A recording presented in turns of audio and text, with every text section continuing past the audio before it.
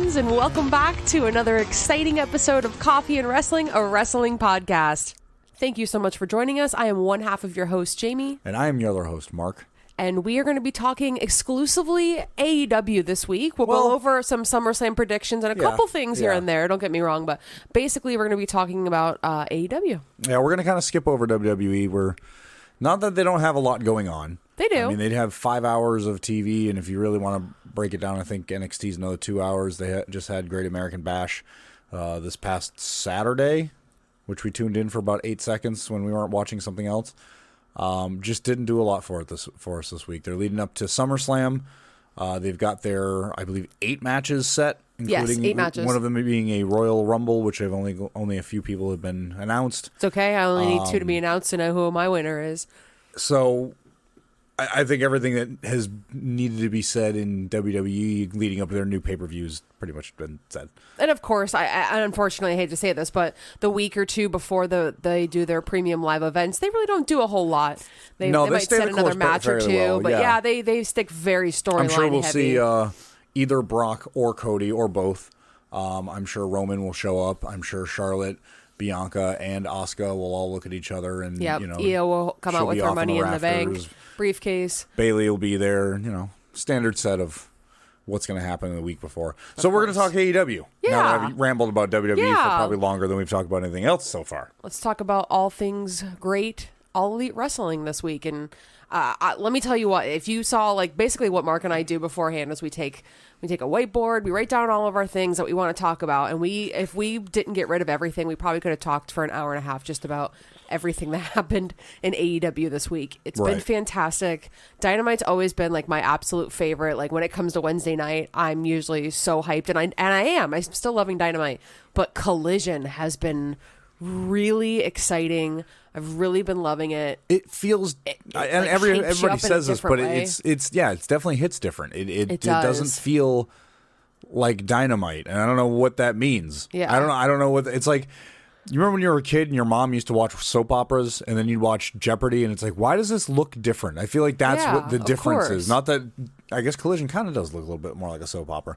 But I've really been enjoying Collision a shitload. Yeah, AEW in general has just been very entertaining. And what better way to start off the podcast than talking about the all-around storyline between what started off with Darby Allin and Swerve wrestling on Dynamite this week. Both of them coming from Seattle, both of them having a history between the two of them in matches and other promotions before they joined AEW. Right. They had a couple in AEW. Great bouts before. Anytime they've both been in the ring, the match has been phenomenal. I don't know how their chemistry is so... They just vibe so well. Yeah, it's so good. And now they've got Nick Wayne, who's in the mix down there, ringside. Prince Nana's ringside. Love him. And now we're bringing a little bit of truth into the wrestling world. We've got AR Fox, and Darby Allin was kind enough to walk up to Orange Cassidy and be like, hey, AR Fox helped me out at one point in my life, and if AR Fox didn't do that, there would be no Darby Allin, vouched for him, and they had a great vignette before the match. It was really good. It was so well put together and so well done. Darby Allin basically said that he lived where he was at, and he realized that he needed to do something else, and he heard about this guy AR Fox in Georgia and packed up all of his stuff, drove down there, and basically trained with him. AR Fox would train every single day, 12-hour days, realized something was special about him and stuck with him for a while. And then AR was like, hey, where are you living? Darby was like, I'm homeless. And AR's like, come live with me. I know you can't pay anything, so just come stay with me for a little bit. So he basically Darby was vouching for him, Well, he facilitated Darby to be able to get the opportunities that he's now gotten into AEW with. And he kind of put his, stuck his neck out for him. And I thought it was great. AR Fox has become one of our favorite wrestlers since we've... I love AR. Especially since we started watching ROH. He was the greatest secret in the indies. Oh my God, yeah. If you haven't seen some of his stuff, I still got to sit down and watch it, but between Killshot and AR Fox in... Don't even get me started. Lucha Underground. Apparently was one of the best death matches ever. He was, I think Dante Fox was his name. Was it? Mm-hmm.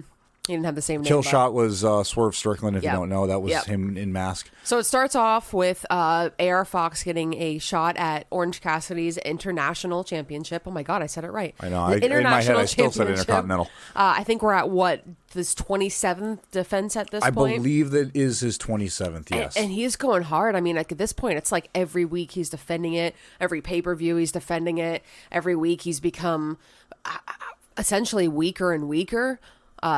Seemingly, they've pulled off that gas pedal a little bit. They haven't been selling his hand too much. His hand hurting too much. I mean, it's bandaged and he still favors it, but he still hits the orange punches. He still, does what he's got to do. It's not as detrimental to him anymore, but still there.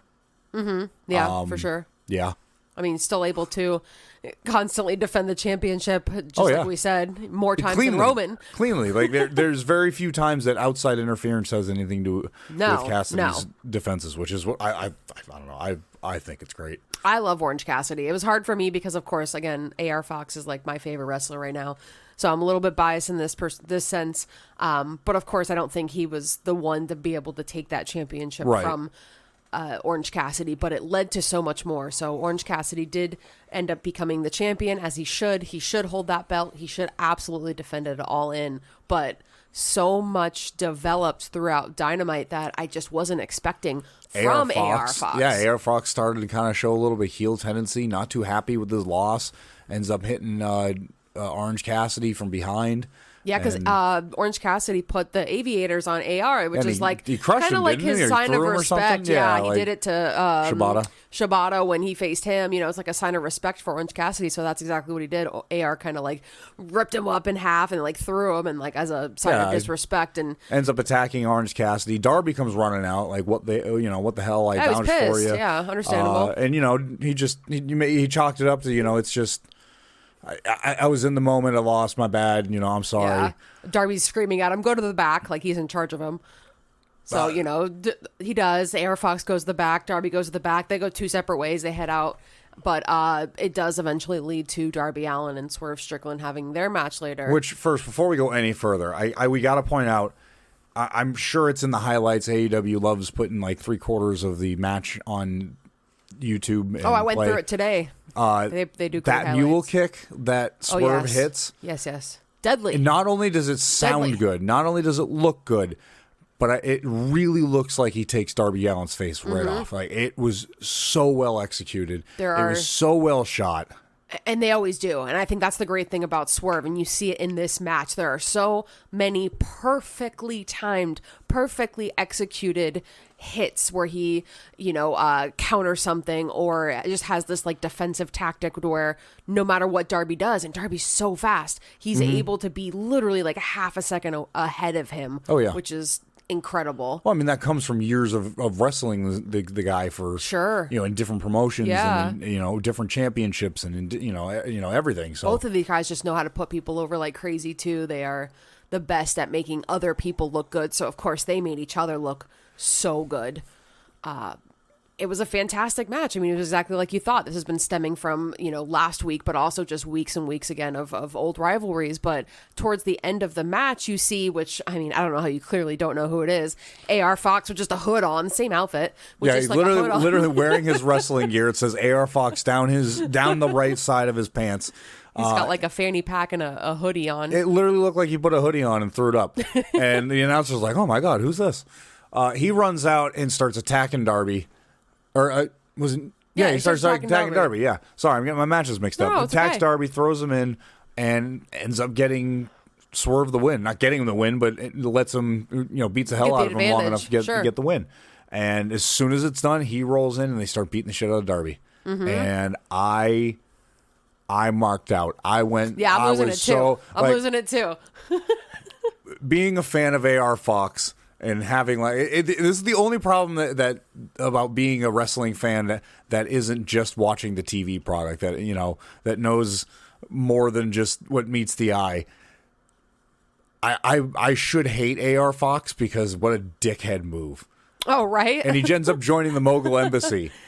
Which is just the best faction. Oh my God. I should love hate everybody AR in that Fox, group. but because it's AR Fox, No, it's perfect. and because he's now getting more TV time, and we're going to see more of him Right. in any capacity, Sure. I'm over the moon happy It's for great. it. Love it. Because he's over there in ROH with the other members of Mogul Embassy, Sans Swerve. So I don't think they're going to be great. seen on ROH for much longer. I hope they're on AEW television. I think we're going to be seeing a lot.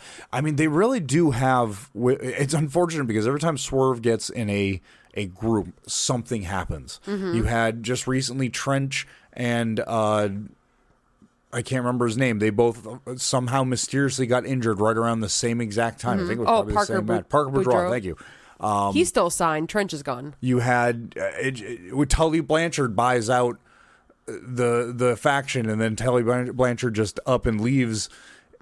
All of wrestling. Right. You've got it. It seems like every time you put Swerve in a faction, something happens to people around him, and he's actually, now that I say that out, but it's maybe there's something there. There Maybe is something to this. Maybe we need to look Him and into his Keith? swerving when he's driving. Him and Keith Lee. Yeah, why does he swerve so hard when he drives? That was probably the most successful thing that nothing else other than his own want for more screwed up. Yeah. That wasn't like Keith Lee got a DUI, it wasn't like Keith No. Lee was found with, cheating on his girl. It was just storyline. Why would you? Me chin?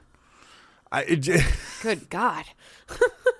I hope they're building something with Keith Lee individually, but... Are you talking about me, Chin, and Keith Lee building something? Because I don't think that's this kind of podcast, Jamie. No. That's the wrong kind of podcast. I meant. So yeah, love seeing AR Fox on TV. The heel, face, Oh yeah, indifferent, I'm don't give a excited shit. about a heel version of AR, and then like you said, with the whole Lucha Underground background he's had with Swerve And as everybody, well. Brian Cage. Yeah. I think Brian was there too. Yeah, that's a good point. think damn near everybody that was in Lucha Underground is now in AEW. Yeah, a lot of them are. But yeah, Brian Cage was there too, which is pretty funny.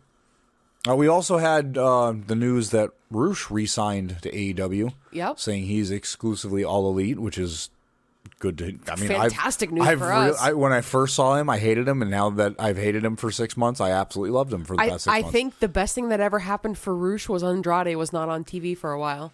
Because with Andrade, I wasn't a huge fan of him. But when Andrade was gone, I was like, wow, I really like Roosh. He was able to shine. Well, it's interesting you bring up Andrade. Yes. Because I know. I thought Swerve and Orange Cassidy was hard hitting. I don't know. Yeah. Oh my God. This took match of the week for me. I'm not one to be like, well, this is my match of the week. No, but no, honest no. to God, we just watched this again today, and the match between Andrade and Buddy Matthews for his mask. It was a ladder match on Was Collision. a ladder match on Collision. This is exactly what we're talking about with Collision, like really taking a new. I don't want to say a new approach, but it gives it a new feel. Like this was ladder the match. opener. It was like one of the purest ladder matches we've had in decades. Yeah, there it was was like good. one or two involvements with a chair and a thing with handcuffs, but everything else was nothing but ladders. And then there was a table spot at the end that was just for flavor. What a good match, though! But it was just a hard hitting match. Like Yeah, the it was. ladders really helped it gain Buddy an Matthews aspect knows and really. exactly how hard hitting it was. So yeah, so if you've lived under a rock for the past probably 2 months since Andrade's been back in the wrestling spotlight. Since Collision. So this is episode 7. So yeah, just about 2 months. So Andrade's mask was stolen by House of Black. Malachi Black is doing, his evil spoopy stuff, and I absolutely love it. And Buddy has had a match against Andrade. I think that was the first episode of Collision, if I'm not mistaken. Yeah, I think it was just a match to be a match. I don't think at the time it was anything. That might have actually been what it all stems from. But so this sets up a ladder match for Andrade to get his mask back, and he said that this mask represents his family. It represents pretty much everything to him, so he needs this mask back. And I think it's Malachi getting into the heads of individuals, trying to better them in a weird, creepy way, because I think it's one of those Malachi is kind of going, you don't need this mask, but you depend on it, so you need it. And Andrade is just like, yo, give him a mask back. Yeah, right. But what a hell of a fucking ladder match. It was phenomenal. Like some of the hits these guys took were insane. We had a Panama power bomb, I think it was, off one ladder onto a horizontal ladder. Then they both crashed down to the floor. At one point, Buddy Matthews popped out his left shoulder and wrestled for like a minute and a half before he had to roll out of the ring. He tried to pop it in himself. Yeah, he had the doc pop it back in off camera.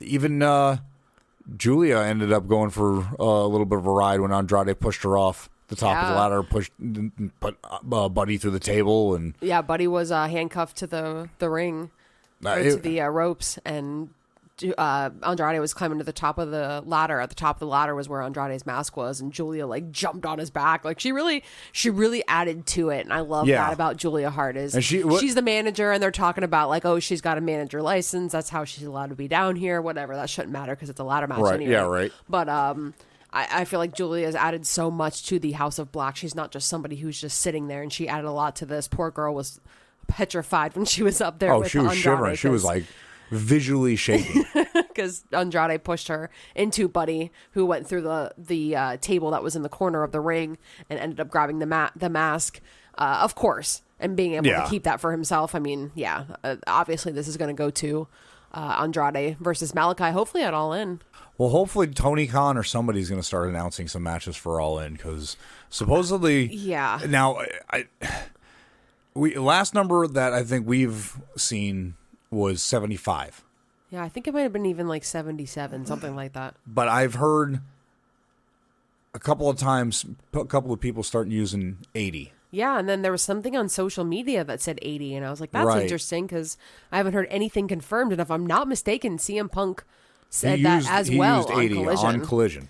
Collision was an interesting one as well with CM Punk, because for a while we really weren't talking about like what was actually in that red bag, and the only person to really say anything to CM Punk about it was Jay White. Right, and I thought it was going to... And it might still go that route, but Jay White wasn't on Collision. Cardboard cutout version of Jay White was on Collision. Yes, but he wasn't actually there. And he was not there to also say anything to CM Punk about that belt that he had in his bag. So this week on Collision was the first time he actually pulled out what was his title when he was the AEW World Champion. And who else but Ricky Starks comes out and basically says that he wants a shot at it.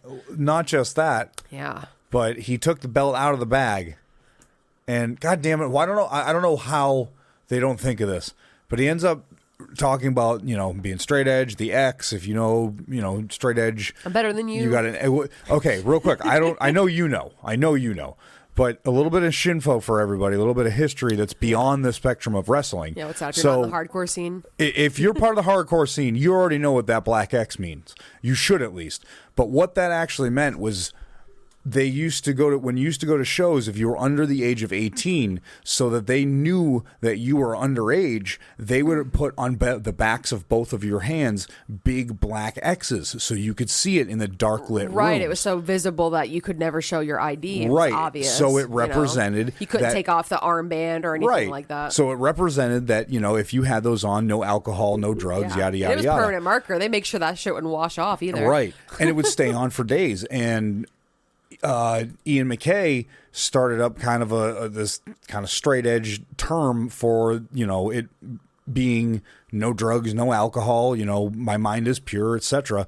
So kind of there's a lot of people that have a pretentious value to that, and I'm not saying every straight edge person thinks that, but especially when you get into it at that age, you feel like you're better than everybody else because you don't invade your body with drugs and alcohol and things that are a detriment. You're 100% positive, and this is something CM Punk has always gone with. Always, and it's always been like in the back of everybody's mind. And I love that they're doing this with it. He gets out of spray paint and he sprays paints a giant black X over the AEW World Championship of Hulk Hogan. And I really do love this so damn much. This was such a fun, interesting way to get a second belt.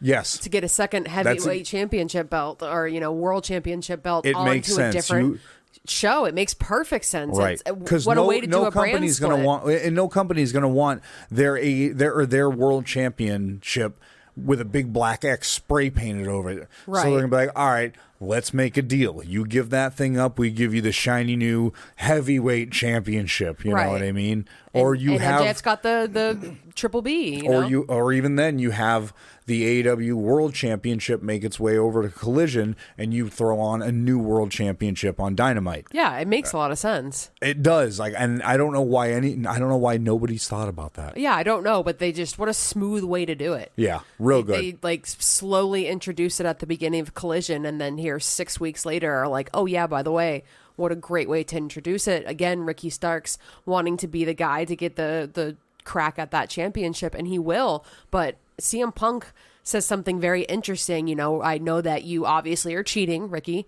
Right. And what better way to make sure that you don't cheat than make sure that I'm able to pick the referee? So he says, of course, classic wrestling thing to say, I anticipated this was going to happen, so I made a couple phone calls. Right. And Ricky Steamboat is going to be the guest referee for this match.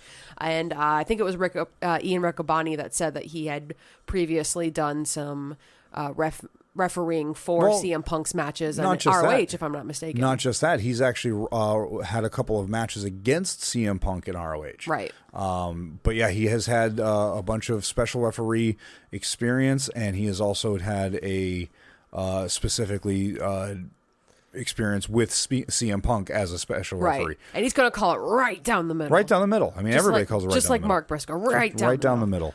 Right down the middle. But yeah, really excited to see what they do with this, because we've already got the match between Ricky Starks and CM Punk set up. They have the graphic with the X on the AEW Championship and everything. I think it's next week on Collision, or this week coming up on Collision. I believe so, right. Yeah, really exciting. And they're banging stuff. out these like huge matches beforehand. Hikaru Shida is facing Tony Storm ahead of All In, because they were kind of hinting that would happen. And I said, okay, at All In. And then immediately they said, nope. Next week. Dynamite, because Dynamite this week is the 200th episode, which is happening just a few miles away from where we live in Tampa. Yep. Really hard to get away on a Wednesday night in Tampa. If you know, you know. But the 200th episode will be happening, so they're really putting out some fantastic matches. We'll talk about that in a little bit. But one thing I think we should take the time to talk about for sure is the tag team championship match that also happened on Collision later that night. And I just didn't know. We've been talking about this for a while. I didn't know where this was going to go. I think a lot of speculation was that MJF was going to do something immediately. MJF was going to be the reason why this all didn't prevail, and it didn't. They didn't end with the tag team championship. So I mean, that's what I theorized. Color me wrong. I mean, what's wrong with that? What's wrong with being wrong in this situation? I love a situation where you think you know. You think you know me. You think you know me. Sorry, I just... you think you know what's going to happen, and then I love when you get that swerve right at the set. Especially at the end of this match. They got it. Especially at the end of this match. I mean, I don't think... I think it was hard to believe that they were going to give they were going to give MJF and Adam Cole these belts on a Collision. Right. Especially after just determining that there's going to be another championship belt on Collision, and then you're going to have the AEW World Champion as a tag team on Collision. It just didn't make sense. But it was good. I didn't think anybody really. Yeah, I didn't give it a lot of merit. Now I gave the possibility that they could do it because it was hot enough that they could have done that and transferred the titles. Right. But I think they would have stamped out a fire that can burn a lot brighter a little bit further down the road. Oh, sure. And FTR is just way too hot, especially coming off that win against Bullet Club Gold. Oh yeah, to lose against MJF and Adam Cole. Yeah. It shouldn't happen. Winning against the Briscoes and everything that's happened. It's just no. And I think that's what fueled my idea of that's when MJF's going to turn. But I do like what they did with this here. They moved it into a different direction. Good. The story is really good here. They had MJF, instead of screwing over the team, end up being the one who screws the team over. Yeah, but in the craziest way. So FTR is setting up the Shatter Machine. MJF Not the big rig. Sees this happening, pushes Adam Cole out of the way because he's the one that's clearly getting ready to get set up for it. Pushes Adam Cole out of the way. MJF ends up able to counter it, but unfortunately right afterwards does get the pin.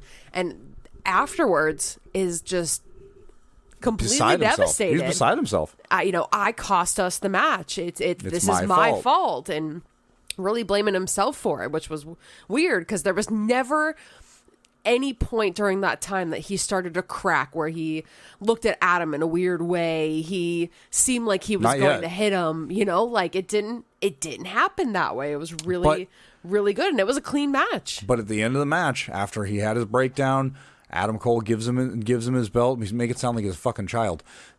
He calms him down. Yeah. He hands MJF his widow belt. Lollipop. But he hands him his belt. Adam Cole turns around and in wrestling fashion to bemoan his loss against for the AEW Tag Champions. And MJF for a moment, and everybody in the crowd yelling, "Do it!" But for a moment, MJF stands there with that belt and that classic, I'm going to blast you in the back of the motherfucking head. And Adam Cole's just standing there like, and I don't accepts his fate. I don't know what's going to happen, and then he does. He's like, do what you got to do. Do what you got to do. And MJF, I think even he is like, this is going to happen. Now that this is over, who gives a shit? Why do we need to be the tag team? Why do we need to be best friends? Like, we don't need to do any of this anymore at this point. But he doesn't. No. He does the exact opposite of whatever. Now immediately after everybody's yelling, hit him. Now everybody's yelling, hug it out. And they look at each other and they're like, okay. And they do. They hug it out. And this just continues. And now MJF. Remember how last week I was complaining about everybody else eating out of MJF's hand? Yes. You are now? I've got the taste of goat feed in my mouth now. This is so good. It's so good. It's incredible. And it just every time MJF and Adam Cole are going to be there, you're just like, where's this going? What's this going to lead to? Because we know eventually it's going to lead to Adam Cole getting a shot at MJF's title. Well, he's even said, I'll give you a title match after the tournament. Which was interesting that he said that. That one really took me for a, what the fuck moment. I can't believe he just admitted it without Adam Cole having to do anything to get him to do it. Adam Cole's just playing into MJF, and MJF's just playing right into Adam Cole. I think MJF's just playing the game. Who's producing this? I just can't believe how good this is. I can't see MJF not turning heel on Adam Cole, but I cannot sit here and tell you how. And that's got my nipples hard. I feel like it's take such a page the out of obvious, Daddy Magic. I got my nipples hard. It's such the obvious answer. They're doing such a good job to make it further and further and further away from your mind, so that when it does happen, you're like, oh my God, I can't believe he did that. But do you think this is going to build up to a match at All In? It feels like that, but I don't know. Now that it's just they're doing it so differently. See, I don't think it's going to All In though. It could go to All Out. I think it's going to go to All Out. I don't think that All In is going to be a hot enough match for.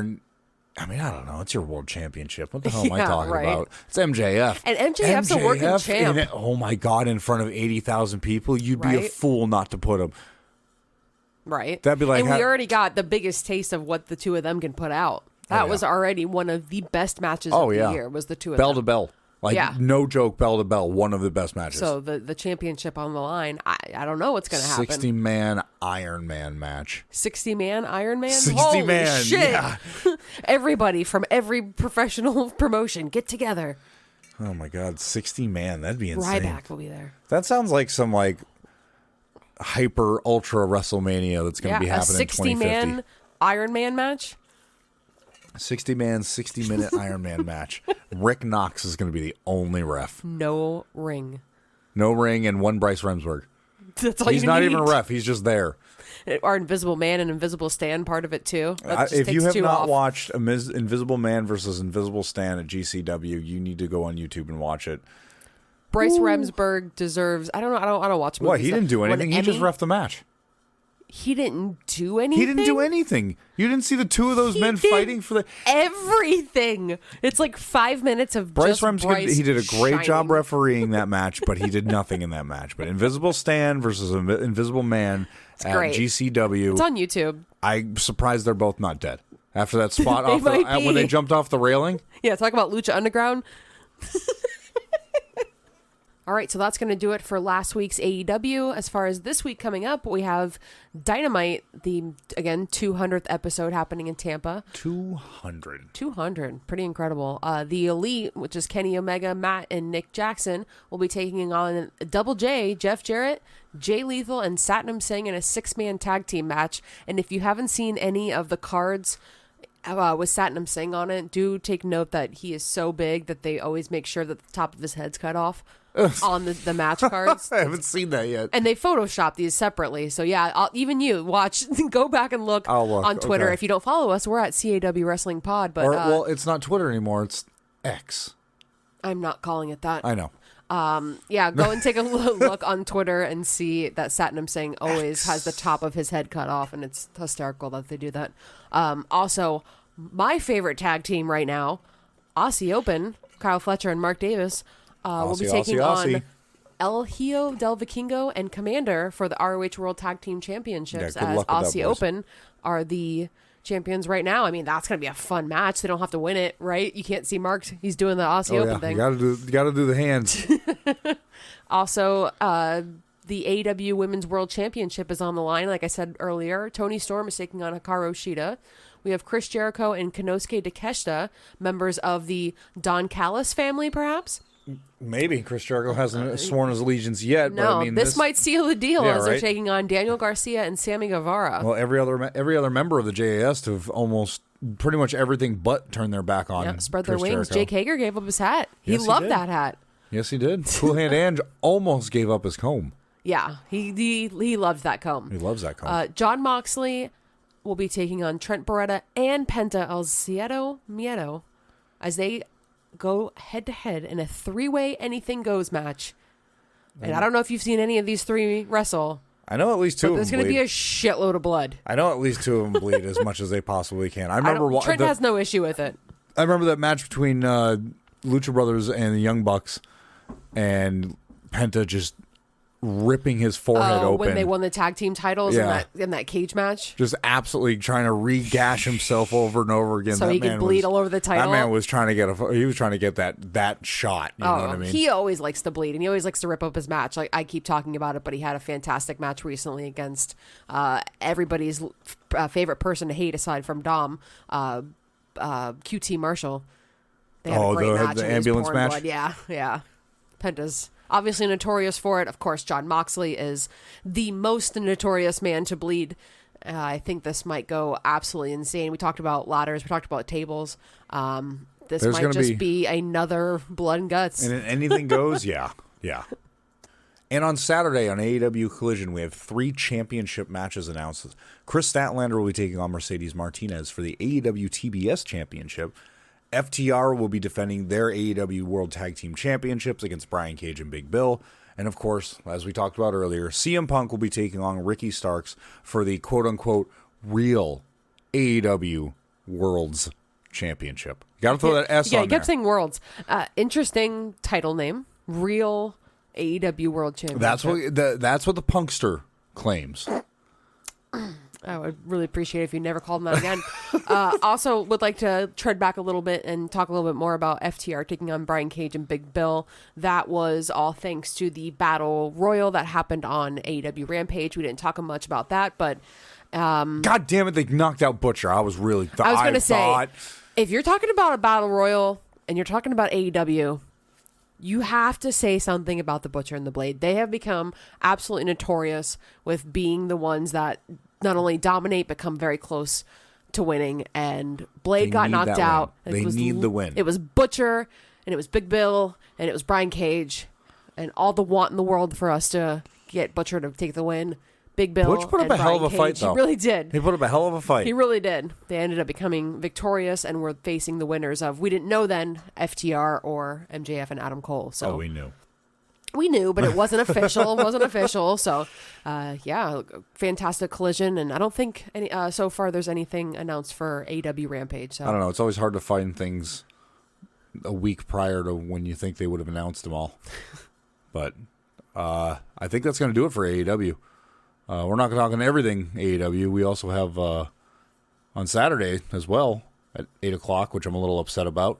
I know. I was really liking these early premium live events. Hey, when you get old like us, and God, we make it sound like we're like 90 years old. No, it's not that I'm old. I just really like to be able to just get it out of the way and not have to stay up until 11. I feel like I remember so much more of the pay-per-view. Because by the time 11 o'clock rolls around, I'm exhausted. Oh, especially with AEW pay-per-views. Oh, yeah. I'm exhausted. We've got like 15 matches, and I'm just...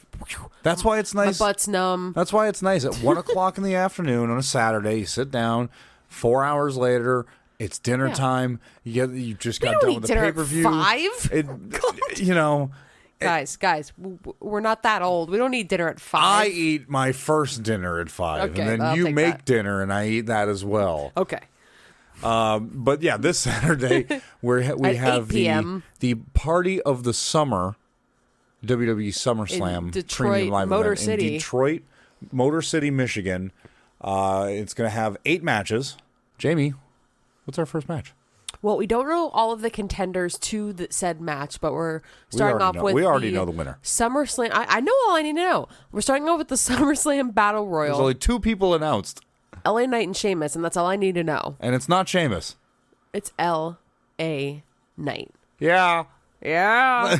This is one of those things where it's like WWE's got me. They got me hook, line, and sinker on LA Knight. Like I'm just sitting there every week and I'm like, what are they going to do? When are they going to let him win a belt? When are they going to let him have a title opportunity? When are they going to have a good storyline? They've got us hooked into that. This is also the man that's holding, I think, the first, third, fourth, and fifth top selling T-shirt on WWE's shop. Is he really? Yeah. He's right up there with Better Than You, baby. Yeah, I know. In just the few weeks that they've been together, they have the top-selling T-shirt. LA Knight's got the top-selling T-shirt. And there's a reason why these guys' merch is selling so well. They're the most entertaining thing going on right now. But tell me what WWE is doing with LA Knight that is making him like that. He is literally doing nothing. He is standing idly by. This is what he's been doing this whole time. Once a week for 5 minutes at a time, does a segment, Beats and people the shit out of just Ashanti the Adonis. It up. It was so like, good. what, less than 5 minutes he fought with Ashanti this week? And that's what I mean. And somehow he's so over. He is one of the luckiest wrestlers, and I hope it continues. I really hope it does, because he is either going to be so over it's unreal, or he's going to get to a point where he's like Fandango, and everybody's just like, I'm over it because nothing happened. Right. So I think Coffee and Wrestling's official pick for the SummerSlam Battle Royale is going to be LA Knight. I don't care who they put in there. Yeah, LA Knight. What if AR Fox showed up? Wow, I'd feel really betrayed. So definitely LA Knight. Up next, we're going to have Ronda Rousey versus Shayna Baszler. Okay. I can't see it going any other way than Shayna. Okay, here's my thought process in this my SummerSlam, my hashtag CAW predictions. Okay.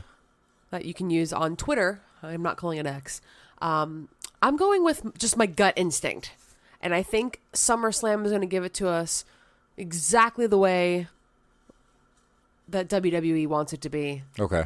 And I think, believe it or not, Ronda Rousey is going to win this one. Because Ronda Rousey always wins. Yeah, see, but I think this is a good opportunity. You could really put Shayna over with this. I agree. But this is WWE.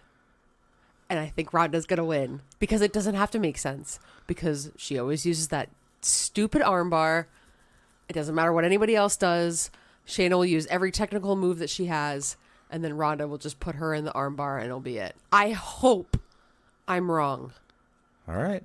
I hope I'm wrong. You better not be wrong. Probably because your long running championship of the CAW predictions champion. There's a reason why I'm good at this. All right. Let's see who's wearing the belt at the end of this one. That's fine. So we're on opposite ends there. We got the Dudley Boys official WWF mug on the line when we do the predictions. Whoever gets the best predictions, even though for some reason you're drinking out of my mug because you have not 1 cent. I know, right? They're supposed to be able to drink out of this. Absolutely fantastic. Go on our Twitter page. It's on there. Mug of Bubba Ray and Devon. It's good. It's a classic, It's like really WWF. good. It's a Got Dudley off eBay. Boys. It even says "Dem damn Dudley Boys." It's so good. It is good. Also, we have Gunther taking on Drew McIntyre for the Intercontinental Championship. Gunther Yes. being one of the longest reigning reigning general. Intercontinental Champion. Yes. Just beat, I think, Macho Man's Macho Man. Yeah, he's not title reign. He's not that far away from being the top. He is not. I think it's less than like 50 days or something. Yeah, it's less than. insane. I know it's just under 500 days. Mm-hmm.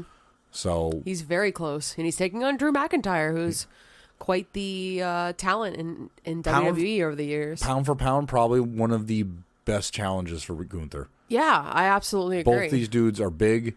Both of these dudes hit hard. We've seen them not necessarily go on a singles match recently, but we saw the three of them with Sheamus go in what was my favorite match of that pay-per-view. Right. So we know that obviously something good's going to come out of this. And anytime Gunther is on the big grand stage like this is, oh yeah, he performs. Always does good. Oh yeah, them slaps. Them There's slaps, though. nobody gets better slaps than him. So who are you going with on this one? I'm going Gunther. I'm going Gunther too. I feel not like gonna lie, he's though. got to beat that. I originally had Drew McIntyre written down. Interesting. But going with my gut, I'm going Gunther. Yeah, gotta go with your gut, Going with Gunther. I think they're trying to put a new standard for the modern age wrestler for these championships. I also agree. They've already done it with Roman. Why not do it with Gunther too, who rightfully, in my eyes, has deserved the recognition. Oh, he has brought the getting. prestige back to that title like nobody else. And Imperium, wow. Who would have Even- known that the three of them would just dominate and be such a force Even the in Uni- WWE after all these years? The United States Well, title 22 years. doesn't even like hold up to that championship. Like, I'm sorry. Oh my God, nothing. Doesn't If no. you put Gunther and Austin Theory next to each other, it's like a heavyweight and a featherweight championship. It's nothing you can compare to. Apples and oranges. So what do you think about Ricochet and Logan Paul? They're going one-on-one, and of course they've had a couple experiences in the ring Logan with Paul's each other. what, fourth match? Yep, he ever? even admitted on his podcast that he doesn't know what he's doing. Only does pay-per-views. Yep, only does pay-per-views. Taking on one of the best wrestlers in the game, Yeah. Ricochet. And he'll make him look good. What are you doing? What are you going with? I'm going with Ricochet. You going with Ricochet? I'm going with Ricochet. Okay. Just for the pure reason of, I guess they could give it to Logan Paul, but what would that do? He doesn't need to have this prestigious run in WWE. He's lucky to he's looking for the YouTube, videos and the TikToks and the moments, the WTF moments, and they'll have one. Right. But I feel like there's no reason to give Logan Paul the win and then just have him off TV for another month. I'm not gonna lie. This one I'm conflicted on because I feel like it could go either way. at this point you either give Logan Paul a win, or he 100% becomes a joke the entire time he's in the WWE. I just feel like that's really silly to use somebody who's so good and so talented like Ricochet to put over Logan Paul, who is, again, says he doesn't know what he's doing. Right. Is part-time as all can be, and you're going to have him beat Ricochet? Get the fuck out of here. Like, come on, man. Ricochet? I don't know. Austin Theory? Okay. All right. Ricochet? I'm going to go Logan Paul. My gut's saying Logan Paul. You gotta go with your gut. My gut gut's is like, saying no Logan Paul. Way. I've been arguing all the way up into the second. No, I'm going Logan Paul. Okay, I think that's they're fair. finally That's fair. going to give Logan Paul a win. As we And I always think say, you we're can all- always change your mind. I think we're all going to roll our eyes, and I think we're all going to be like, really? This is so dumb. It's just going to be the good moment where you go refill the sodas, Take you a make real a long fresh pot pee. of coffee, make some nachos. No, whatever but you I gotta do. can't. Those But don't I go can't together. though. It's Those Ricochet. don't go together. It's Ricochet though. No, I just meant it's not going to be the most groundbreaking moment. It'll be that one moment. As long as you don't miss that, you'll be good.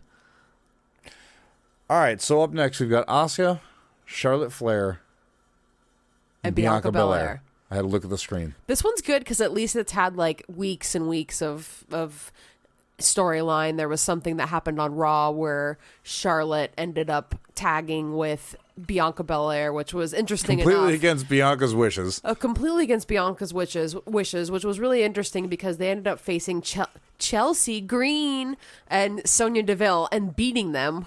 Right. Why? Why did they need to do that? Why did they need to beat the tag team champions? I thought that was ridiculous, but this at least has a lot of storyline to it. So I am really looking forward to this match. Who do you think's gonna walk away from this three-way with the championship? This is the WWE Women's Championship. Yes, not to be confused with the World Women's Championship. Yes. Not the world's women's championship. Yeah, who do you think is going to walk away with the belt? I really honestly think we're going to see Charlotte Flair get the title to finally tie her father. I thought that put her at 15. I don't know. Close enough. Close enough. I feel like it's got to happen for her. I thought she was already at 15. I thought she was. I thought she was at 14. Somebody fact checked us and tweet us. Jade Koth, where you at? At Jade Koth or somebody else at CAW Wrestling Pod. Let us know if we're right or wrong. Yeah, and it's been a hot minute since we've plugged them. Shout out to Bozo. Yeah, right. If you haven't listened to them, do. Not the clown, the band. So who do you think's going to walk out with the belt? Asuka. Think she's going to retain? I think she's going to retain. It hasn't been a long time that she's had the belt. I feel like she hasn't done enough. Even though she's had this rivalry with the other two kind of going back and forth between them. It's like, I just feel like there hasn't been enough to her having the championship. I know Triple H is a huge fan of hers. I'm a huge fan of hers. I feel like it needs to go on for at least a few more months. I think it's too soon. Right. I think that they will definitely tease Io cashing in. There's no doubt there. But I need to see that one-on-one match. Okay. Eventually down the road, but hopefully she won't be cashing in. I feel like that's too soon. We also have, which is probably going to be one of maybe 3 main events of, I don't know. They always do this stuff with. They do these things a little bit weird. We got Seth Rollins taking on Finn Balor. Yes. For the WWE World Heavyweight Championship. Not to be confused with the WWE Championship. Right. Universal Championship? Undisputed? Undisputed? Universally undisputable? Undisputed WWE Universal Championship. Oh, that's right there, yeah. It's a mouthful. God. Seth freaking Rollins, Finn Balor. How do you think this is going to end? These two have been going back and forth. How do you think it's going to end? I've started out every single one of these. Obvious. I just feel like it's going to go Seth. Oh, yeah. Really, Finn Balor is going to get that belt? I could see Finn getting a belt. No offense. Sorry, Finn. Finn can out-wrestle probably 90% of the roster. I mean, he was the inaugural one. Oh, absolutely. He's phenomenal. I think he's a great wrestler. No way this is happening. No way he's taking this belt from Seth. Not right now. Seth is way too over. Oh, I agree. As champion. Not yet. I agree. I think the idea that Damian Priest has the briefcase is interesting, because if Finn doesn't win, of course, you can set up Seth and Damian Priest. Well, and Damian Priest said, I'm not going to cash this in until you're done with him. Right. But so if Seth and Finn wrestle and Finn loses and Damian comes in and cashes in, he didn't break what he's told him he was going to do. But what if Finn wins? You That's know what I part mean? Of the story. And if I feel Finn like if wins, Finn that'd wins, be a really interesting dynamic. Yeah, even if Damian doesn't win, I feel like that is such a good way to increase that storyline between Judgment Day and make Judgment Day a really big focal piece, like they're trying to obviously do. Oh, yeah. You know, it'd be great to have everybody have championships, but I don't see Finn lasting too much longer in the Judgment Day, and I don't see Finn winning this particular match against Seth. Well, they also had teased JD McDonough? Yeah, joining the Judgment Day. So for a little bit, but then he just kind of disappeared off the radar. Yeah, and they're good at dropping little hints like that and having, a couple months pass before something else happens. And he might be a reason why Finn no longer stays with the Judgment Day. I don't know, but just don't think he has it this time. You agree that Seth will walk away as well? I think Seth's going to win. Okay. Also, we have Cody Rhodes taking on Brock Lesnar. This is their rubber match. This is the third bout. Where do you see this going? What's going to happen here? There's no stipulations or anything. Which I'm surprised. Far. I'm surprised there hasn't been any stipulations. Let's be honest, Raw's on right now and we're not watching, so yeah, something could have happened while we were doing this podcast. But as of right now, it's just a normal singles match. So where do you see this going? I think I gotta go to Cody Rhodes. I mean, what do you? I feel like it would be so silly not to have Cody win. He's on. The only thing he's got a storyline. He's got something going to them. People love him. Why give it to Brock again, who's just kind of a part timer?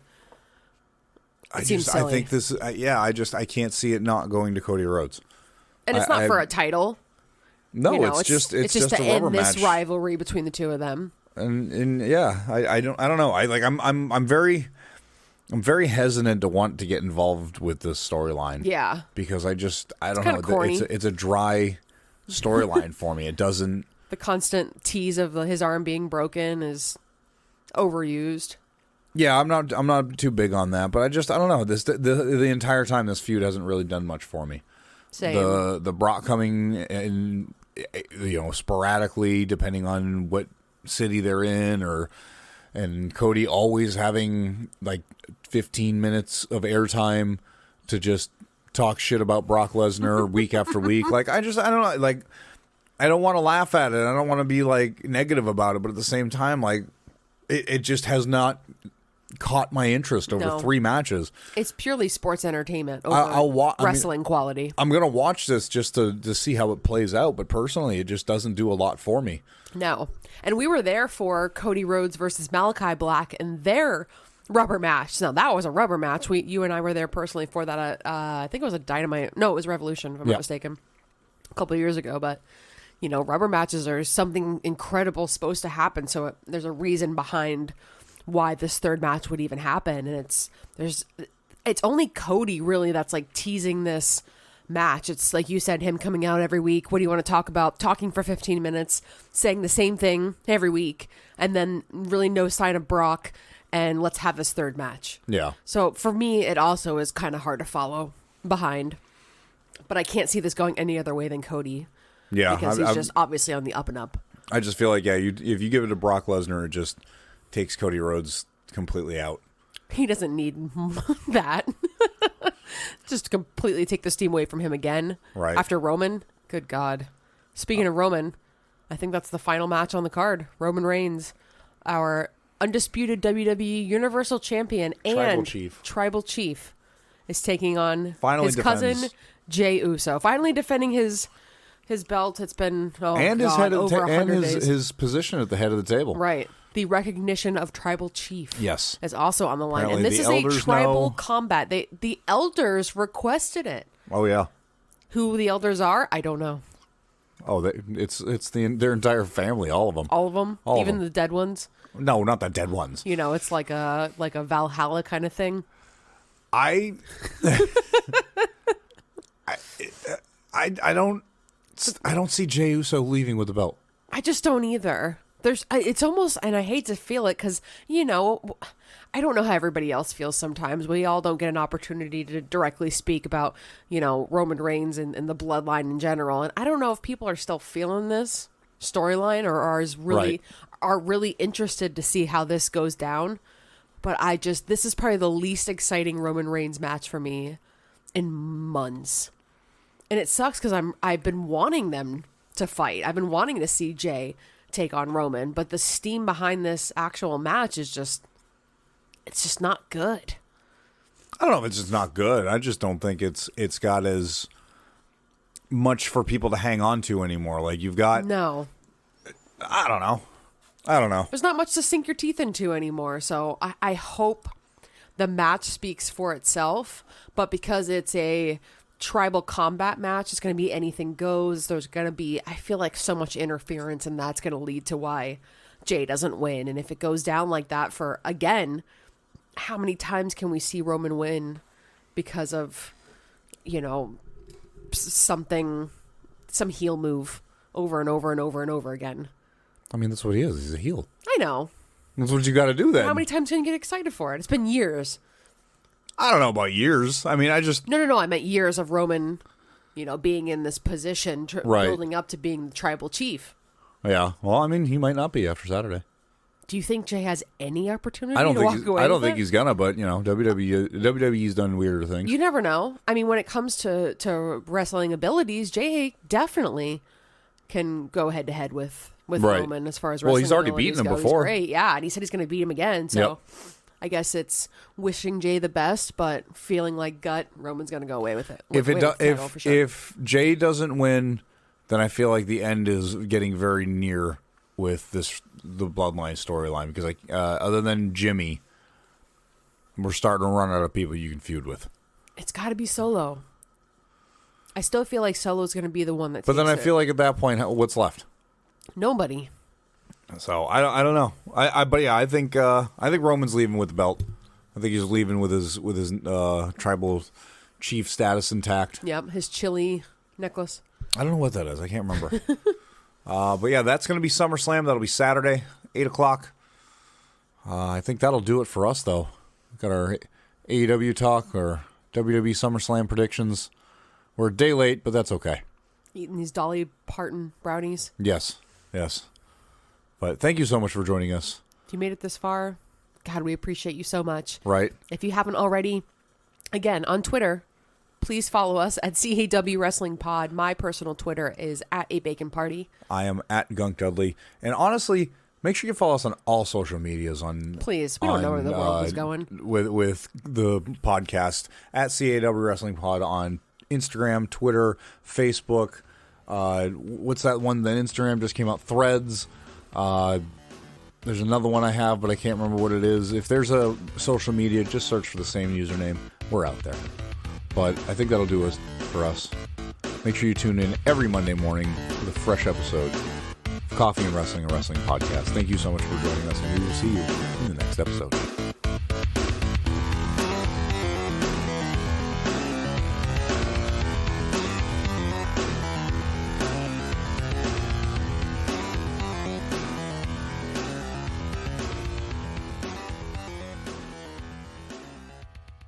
Michigan. It's going to have 8 matches, and I think we're going to go over our predictions. I wish I could find the stop thing. There it is. Oh no, it's not even on the fucking window. Don't start a podcast.